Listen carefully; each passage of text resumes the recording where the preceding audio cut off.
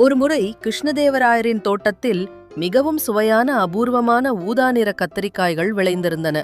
அந்த தோட்டத்திற்கு பலத்த காவல் போடப்பட்டிருந்தது. மன்னரின் அனுமதியின்றி யாரும் அங்கிருந்து ஒரு காய் கூட எடுக்க முடியாது. ஒரு இரவு தென்னாலிராமன் யாருக்கும் தெரியாமல் தோட்டத்திற்குள் புகுந்து சில கத்தரிக்காய்களை திருடி வந்து தன் வீட்டில் சமைத்துச் சாப்பிட்டார்.